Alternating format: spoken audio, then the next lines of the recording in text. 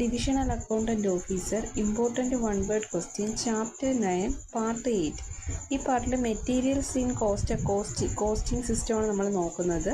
First question 89. What is inventory അഥവാ stores management?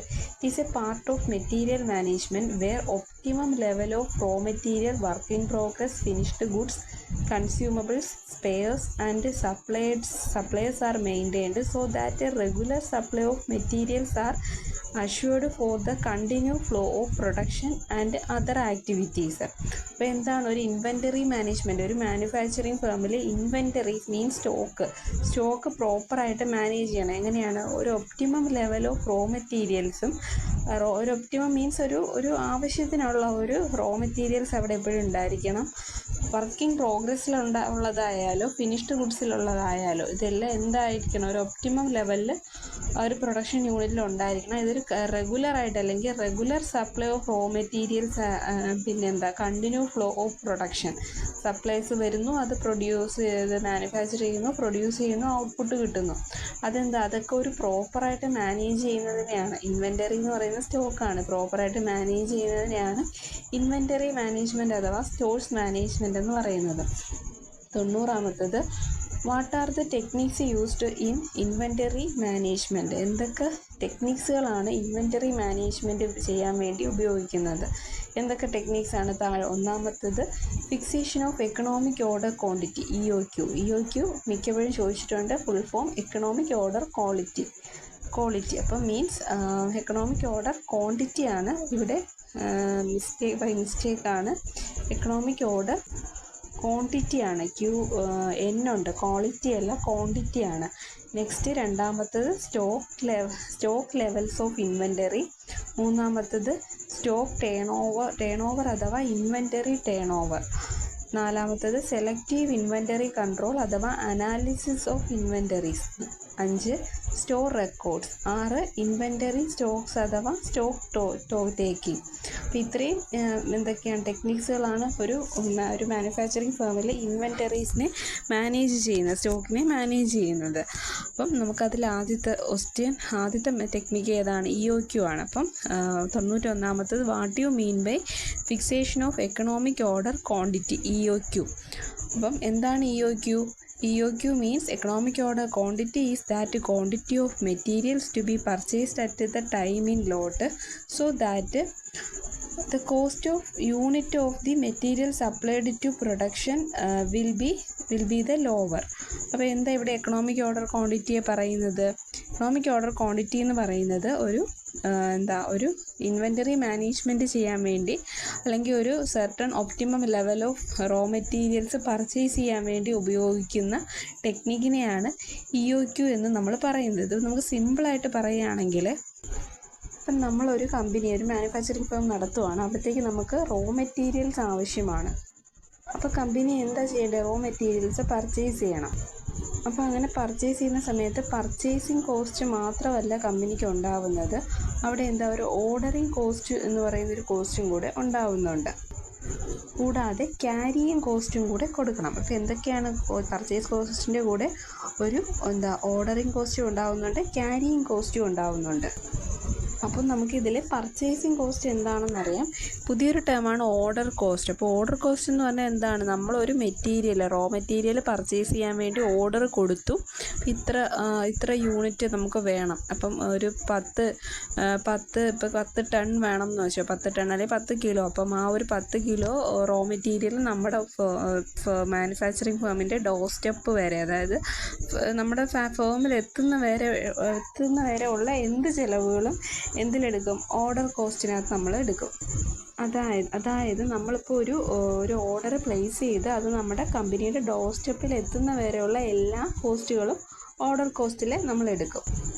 For example അതിലൊരു transportation cost വരും, inspection cost വരും. അപ്പം ആ ഒരു ടൈമിലുണ്ടാവുന്ന എല്ലാ കോസ്റ്റുകളും അതിനെ ഓർഡർ കോസ്റ്റ് എന്നാണ് പറയുന്നത്. അതായത് ഇപ്പം നമ്മുടെ മാനുഫാക്ചറിങ് ഫേമിലേക്ക് ഒരു 1000 യൂണിറ്റ് റോ മെറ്റീരിയൽസ് എന്തും ആവാം. റോ മെറ്റീരിയൽസ് ഓർഡർ ചെയ്യുന്നതിന് ഓർഡറിങ് കോസ്റ്റ് 100 രൂപയാണെന്നിരിക്കട്ടെ. അത് നമ്മൾ 1000 യൂണിറ്റ് ഒരുമിച്ച് ഓർഡർ ചെയ്യുമ്പോൾ നമുക്ക് 100 രൂപയാണ്.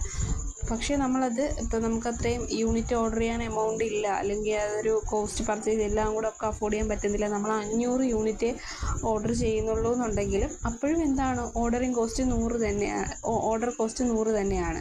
500 ഓർഡർ ചെയ്തുള്ളൂ. പിന്നീട് നമ്മൾ 2 ആഴ്ച കഴിഞ്ഞ് പിന്നെയും നമ്മൾ 500 കൂടെ ഓർഡർ ചെയ്യുവാണ്, അപ്പോഴും നമുക്ക് എന്താവുന്നുണ്ട്, 100 ആവുന്നുണ്ട്. പക്ഷേ ഇത് ഒരുമിച്ച് 1000 യൂണിറ്റ് ഒരുമിച്ച് ഓർഡർ ചെയ്തെങ്കിൽ നമുക്ക് ഒറ്റ പ്രാവശ്യം ഓർഡർ കോസ്റ്റ് എന്താവുള്ളൂ, 100 ആവത്തുള്ളൂ. പകുതി ആകുമ്പം യൂണിറ്റ് കുറഞ്ഞ് കിട്ടും, പക്ഷേ ഓർഡർ കോസ്റ്റ് എന്തായിരിക്കും, ഓരോ പ്രാവശ്യവും 100 രൂപ വെച്ച് ആവുന്നുണ്ട്.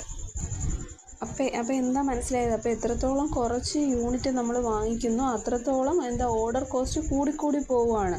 ഒരുമിച്ച് വാങ്ങിക്കുമ്പം നമുക്ക് ആ ഒറ്റ എമൗണ്ട് ഒറ്റ പ്രാവശ്യം ഓർഡർ കോസ്റ്റ് ആയിട്ട് കൊടുത്താൽ മതി. ആ ഒരുമിച്ച് വാങ്ങിക്കാതെ പകുതി വാങ്ങിക്കുമ്പോൾ ഓർഡർ കോസ്റ്റും നമുക്ക് അത് കൂടി പോകുന്നുണ്ട്. ഇനി നമുക്ക് നെക്സ്റ്റ് ക്യാരിയിങ് കോസ്റ്റ് എന്താണെന്ന് നോക്കാം. അതെന്താണ്, നമ്മുടെ നമ്മുടെ കമ്പനിയുടെ ഡോർ സ്റ്റെപ്പിൽ വന്ന സാധനം നമുക്ക് ഒരുമിച്ചങ്ങ് ഈ പ്രൊഡ്യൂസ് ചെയ്യാൻ പറ്റില്ലല്ലോ, മാനുഫാക്ചർ ചെയ്യാൻ പറ്റില്ലല്ലോ. നമ്മളതെവിടെ സൂക്ഷിക്കണം? വെയർഹൗസിൽ സൂക്ഷിക്കണം, വെയർഹൗസ് ഗോഡൗണിൽ സൂക്ഷിക്കണം. അപ്പോൾ അവിടെ നമ്മൾ കൊടുക്കുന്ന ഒരു വെയർഹൗസ് കോസ്റ്റിനെ പറയുന്നതാണ് നമ്മൾ ക്യാരി ചെയ്യുന്നതിന് പറയുന്നതാണ് ക്യാരിയിങ് കോസ്റ്റ് എന്ന് പറയുന്നത്. അപ്പോൾ ഈ ക്യാരിയിങ് കോസ്റ്റ് നമ്മൾ ചെയ്യുന്നത് ഇപ്പം 100 യൂണിറ്റ് 1000 യൂണിറ്റ് നമ്മൾ വാങ്ങിച്ചെന്നിരിക്കെ നമുക്ക് 1000 യൂണിറ്റിൽ 500 യൂണിറ്റ് വന്ന ദിവസം തന്നെ നമുക്ക് മാനുഫാക്ചർ ചെയ്യാൻ വേണ്ടി എടുക്കാം. ബാക്കി 500 യൂണിറ്റ് വേണം നമുക്കിവിടെ സൂക്ഷിക്കേണ്ടത്, വെയർഹൗസിൽ സൂക്ഷിക്കേണ്ടത്. അപ്പോൾ ഈ 500 യൂണിറ്റിൽ ഒരു യൂണിറ്റ് സ്റ്റോർ ചെയ്യാൻ എത്ര രൂപയാണ് എന്നിപ്പോൾ പെർ യൂണിറ്റിലാണ് അവിടെ ക്യാരിയിങ് കോസ്റ്റ് നമ്മൾ കാൽക്കുലേറ്റ് ചെയ്യുന്നത്. പെർ യൂണിറ്റിലാണെങ്കിലും പെർ ആനം ഒരു വർഷത്തേക്കാണ് നമ്മൾ കൊടുക്കുന്നത്, ക്യാരിയിങ് കോസ്റ്റ് കൊടുക്കുന്നത്. ഒരു യൂണിറ്റ് സൂക്ഷിക്കാൻ വേണ്ടി ഒരു വർഷം എത്ര രൂപയാണ് എന്നാണ് നമ്മൾ കാൽക്കുലേറ്റ് ചെയ്യുന്നത്. പെർ ആനത്തിലാണ് നമ്മൾ പറയുന്നത്, ക്യാരിയിങ് കോസ്റ്റ് പറയുന്നത്. ഫോർ എക്സാമ്പിൾ ഇപ്പോൾ നമ്മൾ ഒരു യൂണിറ്റ് ഒരു വർഷത്തേക്ക് സ്റ്റോർ ചെയ്യുന്നതിന് 10 രൂപ കൊടുക്കണമെന്ന് വെച്ചോ. ഒരു യൂണിറ്റിന് 10 രൂപ വെച്ച് ഒരു വർഷം. നമ്മളിപ്പോൾ എത്ര യൂണിറ്റ് ഉണ്ട്? 500 യൂണിറ്റ് ഉണ്ട്. 500 യൂണിറ്റിന് 10 രൂപ വെച്ച് ഒരു വർഷത്തേക്ക് 5000 രൂപയാണ് ആവുന്നത്. അപ്പം നമുക്ക് ക്യാരിയിങ് കോസ്റ്റ് നമുക്ക് ചെറിയ യൂണിറ്റ് വരുമ്പോൾ ക്യാരിയിങ് കോസ്റ്റ് കൂടുകയാണ് ചെയ്യുന്നത്. അപ്പോൾ ഈ ഓർഡർ കോസ്റ്റും ക്യാരിയിങ് കോസ്റ്റും തമ്മിലുള്ള വ്യത്യാസം എന്താണ്? ഓർഡർ കോസ്റ്റ് നമ്മളൊരു ബൾക്കായിട്ട് ഓർഡർ ചെയ്യുമ്പോൾ നമുക്ക് ഓർഡർ കോസ്റ്റ് കുറവായിരിക്കും.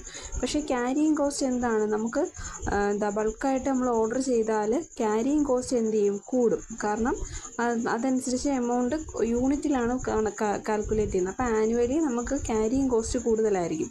ഓർഡർ കോസ്റ്റ് ഒറ്റ ട്രിപ്പിൽ ഒരുപാട് ക്വാണ്ടിറ്റി ഓർഡർ ചെയ്യുമ്പോൾ ഓർഡർ കോസ്റ്റ് കുറവായിരിക്കും. ക്യാരിയിങ് കോസ്റ്റ് പക്ഷേ ആനുവലി കൂടുതലായിരിക്കും. അതുപോലെ ഇപ്പോൾ വെയർഹൗസിൽ ഇത് സൂക്ഷിച്ച് വയ്ക്കുമ്പോൾ ഒരുപാട് റിസ്ക്കുകളുണ്ടാവും. അതെല്ലാം മീറ്റ് ചെയ്യുമ്പോഴും അതും നമുക്കൊരു എക്സ്പെൻസ് തന്നെയാണ്.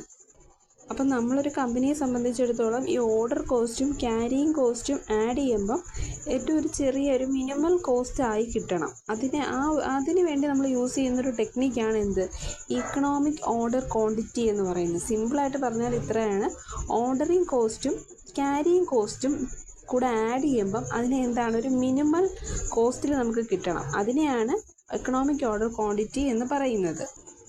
നെക്സ്റ്റ് 92ാമത്തേത് EOQ is also known as optimum quantity, economic lot quantity, ideal quantity, ordering quantity and reordering quantity. അപ്പം എക്കണോമിക് ഓർഡർ ക്വാണ്ടിറ്റിക്ക് പല പേരുകളുണ്ട്. ഒപ്റ്റിമം ക്വാണ്ടിറ്റി എന്നുണ്ട്, എക്കണോമിക് ലോട്ട് ക്വാണ്ടിറ്റി എന്നുണ്ട്, ഐഡിയൽ ക്വാണ്ടിറ്റി ഉണ്ട്, ഓർഡർ ക്വാണ്ടിറ്റി ഉണ്ട്, റെക്കോർഡിംഗ് ക്വാണ്ടിറ്റി ഉണ്ട്. Next 93, EOQ is the quantity of material to be purchased at the time of optimum the cost thereon. The ordering cost and carrying cost taken together per unit will be the lowest. അപ്പോൾ economic order quantity ഞാൻ നേരത്തെ പറഞ്ഞ example just ഒന്നും കൂടെ repeat ചെയ്ത് കേൾക്കുക മനസ്സിലായിട്ടില്ലെങ്കിൽ. അപ്പോൾ ഈ എക്കണോമിക് ഓർഡർ ക്വാണ്ടിറ്റി എന്ന് പറയുന്നത് നമ്മളൊരു റോ മെറ്റീരിയൽ പർച്ചേസ് ചെയ്യുന്ന സമയത്ത് നമുക്കുണ്ടാവുന്ന ഓർഡറിങ് കോസ്റ്റും നമ്മുടെ ഓർഡർ ചെയ്ത് നമ്മുടെ ഓർഗനൈസേഷൻ്റെ ഡോർ സ്റ്റെപ്പിൽ വന്നത് നമ്മൾ ക്യാരി ചെയ്യുമ്പോൾ വെയർഹൗസസിന് കൊടുക്കുന്ന ക്യാരിയിങ് കോസ്റ്റും അത് രണ്ടും കൂടെ ആഡ് ചെയ്യുമ്പം അറ്റ് ദ ലോവസ്റ്റ് ആയിരിക്കണം.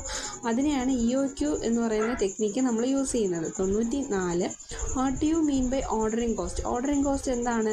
Ordering cost is the cost of placing one order at the time of purchasing a particular material. ഒരു പർട്ടിക്കുലർ മെറ്റീരിയൽ ഓർഡർ ചെയ്യുന്ന സമയത്ത് ഉണ്ടാവുന്ന കോസ്റ്റുകളെയാണ് എന്തെന്ന് പറയുന്നത്, ഓർഡറിങ് കോസ്റ്റ് എന്ന് പറയുന്നത്. അതെന്ന് വെച്ചാൽ placing one order at the time of purchase. അപ്പോൾ നമ്മുടെ ഒരു പർച്ചേസ് ചെയ്യുന്ന ടൈം ഉണ്ട്, അത് നമ്മൾ പർച്ചേസ് ചെയ്യുക മീൻസ് നമ്മുടെ ഫേമിൽ ഓർഗനൈസേഷനിൽ വന്ന് നമ്മുടെ കയ്യിൽ കിട്ടിയാലേ നമുക്കത് പർച്ചേസ് കംപ്ലീറ്റ്, ആ ഒരു പ്രോസസ്സ് കംപ്ലീറ്റ് ആയി എന്ന് പറയുള്ളൂ. ആ ഒരു ടൈമിൽ കിട്ടുന്ന എല്ലാ കോസ്റ്റുകളും ഓർഡറിങ് കോസ്റ്റാണ്. Next 95, what you mean by carrying cost അഥവാ inventory carrying cost. It is the cost incurred on carrying or storing or maintaining the എന്താണ് മെറ്റീരിയൽസ് മെയിൻറ്റെയിൻ ചെയ്യുകയാണ്. നമ്മുടെ ഒരു വെയർ ഹൗസിൽ കൊണ്ടുവന്ന് മെയിൻറ്റെയിൻ ചെയ്യുക, inventory maintain in the store. അപ്പം എന്താണ് the cost incurred on the carrying or storing. എവിടെയാണ് സ്റ്റോർ ചെയ്യുന്നത്? വെയർ ഹൗസസിലൊക്കെ ആയിരിക്കും. വെയർ ഹൗസ് ചാർജസ് ഒക്കെ ഉണ്ട്. നമ്മൾ പറഞ്ഞു എപ്പോഴും ക്യാരിയിങ് കോസ്റ്റ് നമുക്ക് ഭയങ്കര ഹൈ ആയിരിക്കും. അപ്പം അത് ഓർഡർ കോസ്റ്റ് നമുക്ക് ബൾക്കായിട്ട് ഓർഡർ ചെയ്യുമ്പോൾ നമുക്ക് കുറവായിരിക്കും. നമ്മൾ ആ എക്സാമ്പിളിൽ അത് വ്യക്തമായിട്ട് പറഞ്ഞിട്ടുണ്ട്. അപ്പം അത് ക്യാരിയിങ് കോസ്റ്റ് എന്ന് പറയുന്നത് അതാണ്. ക്യാരിയിങ് കോസ്റ്റിലെല്ലാം വരുമ്പം ഒരു 1000 യൂണിറ്റ് നമ്മുടെ ഓർഗനൈസേഷനിൽ വന്ന്, നമ്മൾ മാനുഫാക്ചറിങ് ഫേമിൽ വന്ന് അതിൽ 500 നമ്മൾ ഉപയോഗിച്ചു, വന്ന ദിവസം തന്നെ നമ്മൾ ഉപയോഗിച്ചു. 500 നമുക്ക് എന്ത് ചെയ്യണം? സൂക്ഷിച്ച് വയ്ക്കണം. സോ 500 യൂണിറ്റ് അപ്പം പെർ യൂണിറ്റ് പെർ ആനം ആണ് നമ്മൾ കാൽക്കുലേറ്റ് ചെയ്യുന്നത്. വർഷമാണ് ഈ ക്യാരിയിങ് കോസ്റ്റ് നമ്മൾ കാൽക്കുലേറ്റ് ചെയ്യുന്നത്. അപ്പം ഒരു യൂണിറ്റിലാണ് കാൽക്കുലേറ്റ് ചെയ്യുന്നത്. ഒരു യൂണിറ്റിന് 10 രൂപ കണക്കിലാണെങ്കിൽ 500 യൂണിറ്റ് ഇപ്പോൾ ബാലൻസ് ഉള്ളൂ. 500 ഗുണം 10, 5000 രൂപ നമുക്ക് എന്താണ് വരും ഒരു വർഷം ക്യാരിയിങ് കോസ്റ്റ് ആയിട്ട് വരും. അപ്പം അതാണ് ക്യാരിയിങ് കോസ്റ്റ് എന്ന് പറയുന്നത്. നെക്സ്റ്റ് EOQ കാണാനുള്ള ഒരു ഇക്വേഷൻ ഉണ്ട്. EOQ ചിലപ്പോൾ പ്രോബ്ലം ഒക്കെ PSC റിപ്പീറ്റഡ് ചോദിച്ചിട്ടുണ്ട് EOQ കാൽക്കുലേറ്റ് ചെയ്യാനുള്ളത്. അപ്പോൾ EOQ is equal to 2 × CO divided by I. 2 × CO, root of 2 × CO divide by റൂട്ടിനകത്താണ് 2 CO ഡിവൈഡഡ് ബൈ I വരുന്നത്. അപ്പോൾ എന്തൊക്കെയാണ് what is C, what is O, what is I എന്ന് നമുക്ക് നോക്കാം. C means consumption of material per annum. നമ്മളൊരു വർഷം consume ചെയ്യുന്ന മെറ്റീരിയൽസിനെയാണ് C എന്ന് പറയുന്നത്. O എന്താണ്? Ordering cost per order. ഒരു ഓർഡറിലുണ്ടാവുന്ന ഒറ്റത്തവണ ഓർഡർ ചെയ്യുമ്പോൾ മാത്രം ഉണ്ടാകുന്ന ഓർഡറിങ് കോസ്റ്റ്. I എന്താണ്? Inventory carrying cost per unit per annum. നമ്മൾ പഠിച്ചു ക്യാരിയിങ് കോസ്റ്റ് എങ്ങനെയാണ്, പെർ യൂണിറ്റ് പെർ ആനത്തിലാണ് കാണുന്നത്. സോ നമ്മൾ പഠിച്ച എല്ലാ കാര്യങ്ങളും അതിലുണ്ട്. ഓർഡർ കോസ്റ്റ് ഉണ്ട്, ക്യാരിയിങ് കോസ്റ്റ് ഉണ്ട്, പിന്നെന്താ consumption of material purchase cost ഉണ്ട്. അതാണ് consumption of material per unit എന്ന് പറയുന്നത് എന്താണത്? പർച്ചേസ് കോസ്റ്റ് തന്നെയാണ്. അപ്പോൾ എങ്ങനെ EOQ കാണുന്ന? Root of 2 × CO divided by I. Equation by heart ചെയ്യുക. C എന്താണ്? Consumption of material per unit. O order cost per unit. I inventory carrying cost per unit per annum. Next 97, next inventory ടെക്നിക്കാണ്. What is selective inventory cost? എന്താണ് selective inventory cost എന്ന്? അപ്പോൾ it is a system of inventory cost by analysing the vitality, importance or cost elements of the material involve. അപ്പം നമ്മുടെ inventory കൺട്രോളിലൊരു അടുത്തൊരു ടെക്നിക്കാണ് സെലക്റ്റീവായിട്ട് inventory എങ്ങനെ control ചെയ്യാം. അപ്പോൾ നമുക്ക് ഓർഡർ ചെയ്തേക്കുന്ന കാര്യങ്ങളിൽ കുറച്ച് ഇമ്പോർട്ടൻ്റ് ആയിട്ടുള്ള അല്ലെങ്കിൽ എലമെൻറ്റ്സ്, അതിൽ മെറ്റീരിയൽസിൽ ഏറ്റവും ഹൈ കോസ്റ്റ് വരുന്ന എലമെൻറ്റ്സ് ഉണ്ടാവും. അതിനെ പ്രോപ്പറായിട്ട് അനലൈസ് ചെയ്യുക, അതിനെ നമുക്ക് പ്രോപ്പറായിട്ട് അതിൻ്റെ കോസ്റ്റ് എങ്ങനെ കുറയ്ക്കാം. അപ്പം നമ്മുടെ ഈ സെലക്റ്റീവ് ഇൻവെൻ്ററി കൺട്രോൾ എന്ന് പറയുന്നത് കണ്ടുപിടിച്ച ഒരു ഇൻവെൻ്ററുണ്ട്, ജർമ്മൻ ഇൻവെൻ്ററാണ്. പാരറ്റോ എന്ന് പറയുന്ന ഒരു ഇൻവെൻ്ററാണ്, അല്ലെങ്കിൽ ഒരു എക്കണോമിക്സ്